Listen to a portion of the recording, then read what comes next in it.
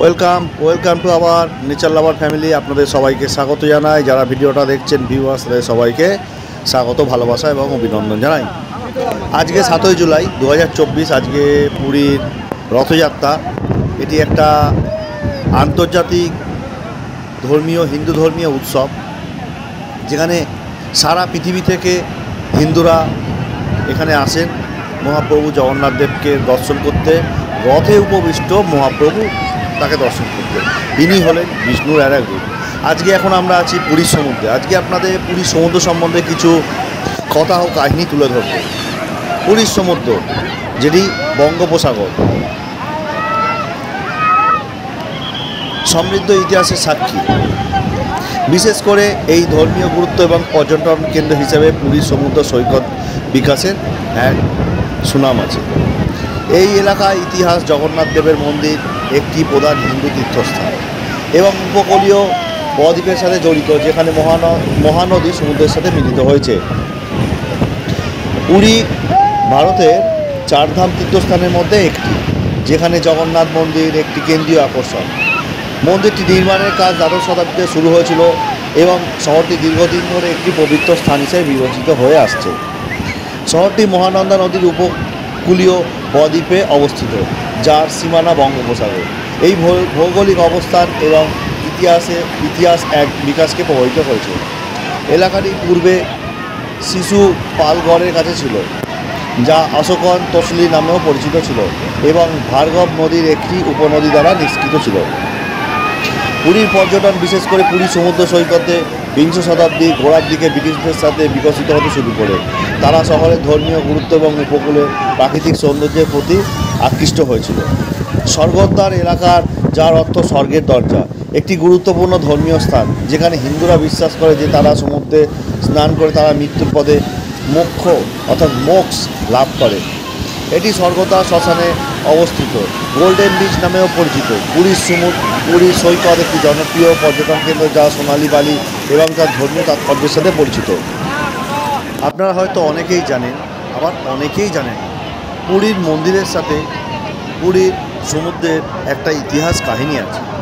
সেই ঐতিহাসিক কাহিনীটা কি, বহু বছর আগে অর্থাৎ দ্বাদশ শতাব্দীতে যার নির্মাণ কাজ শুরু হয়েছিল রাজা অনন্ত বর্মন চোর গঙ্গাদেবের রাজত্বকালে। সঠিক সময় এখনও কেউ ঠিক জানে না, এটা নিয়ে অনেক বিতর্ক আছে। তবে কৌড়া মত অনুসারে এই মন্দিরটি 1174 খ্রিস্টপূর্বাব্দে দিকে সম্পন্ন হয়েছিল বলে বিশ্বাস করা হয়।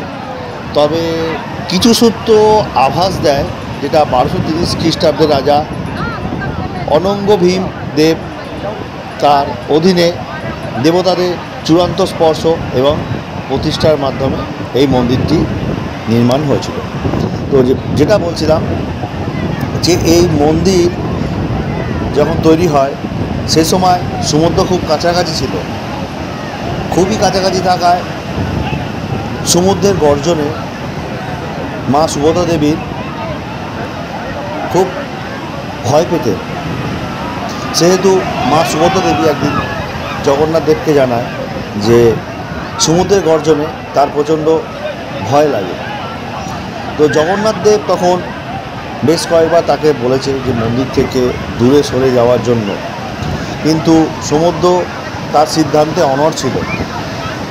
তারপর জগন্নাথ দেবের কথা অনুসারে স্বয়ং বজরংবলী এই মন্দিরটি তুলে নিয়ে এসে এই এখন যেখানে আমরা মন্দিরটি দেখতে পাই সেখানে প্রতিস্থাপন করে, সমুদ্র থেকে অনেক দূরে, যার ফলে সমুদ্রের গর্জন মন্দিরের সামনে থেকে শোনা যায় না।